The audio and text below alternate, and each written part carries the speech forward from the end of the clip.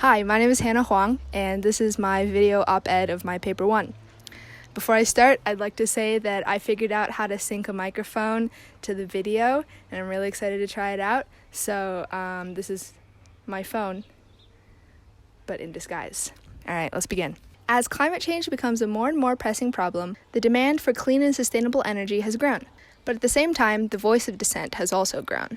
All across the U.S., the assertion amongst many conservative groups is the same. Transitioning away from cheap fossil fuels not only results in the loss of thousands of jobs, but also cripples the economy and the free market. Even our great and illustrious president has said,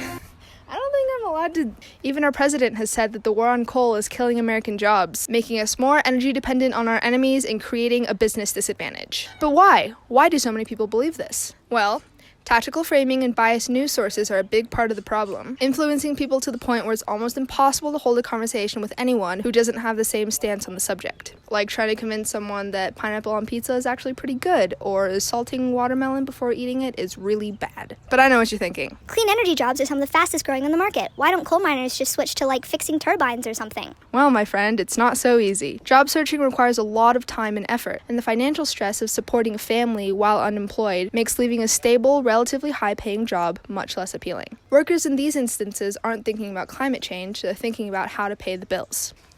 Even if it were easy to quickly jump from one job to another, media plays a huge role in how citizens formulate opinions on anything, especially politics. The way they can do this is with something called tactical framing. Tactical framing forces viewers to look at politics through a partisan lens and focuses on strategy over substance. Rather than analyzing a policy's ability to solve a problem, it focuses more on the politicians and its effects on their careers. For example, a website called the Green New Deal Stats was created by a right-wing group specifically to target the Green New Deal. They use phrases such as 6 in 10 voters oppose the Green New Deal, or the Green New Deal would devastate the American economy, with no explanation for why people oppose the GND or why it would devastate the economy. Simple and baseless facts such as these instill fear in the U.S. citizens without telling them why they should be afraid.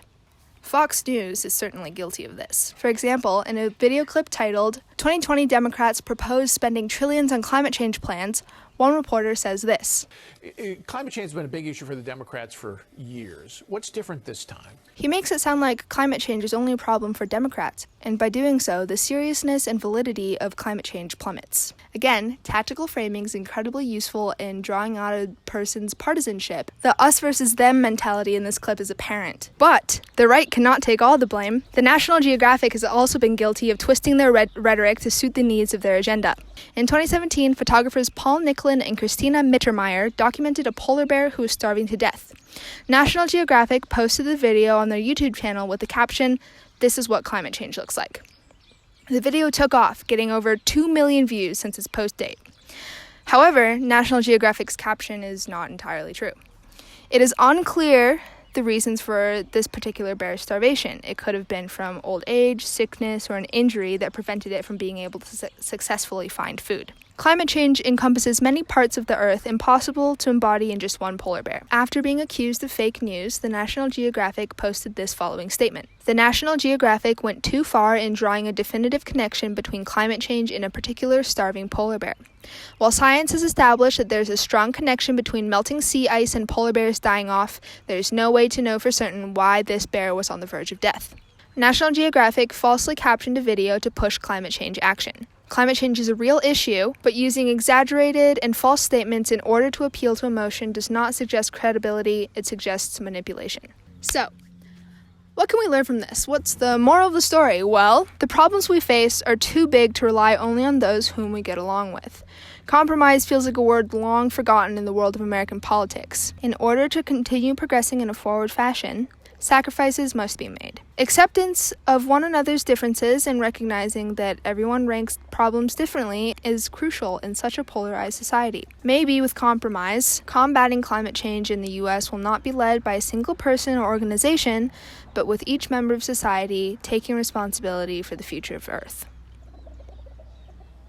Thanks for watching. I've been Hannah Huang. Back to you on the weather. He makes it sound like climate change is only a problem for Democrats. I have a newfound respect for actors. For example, in a video clip titled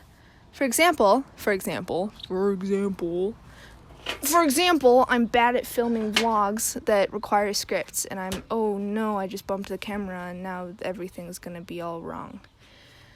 Oh God, I just did it again.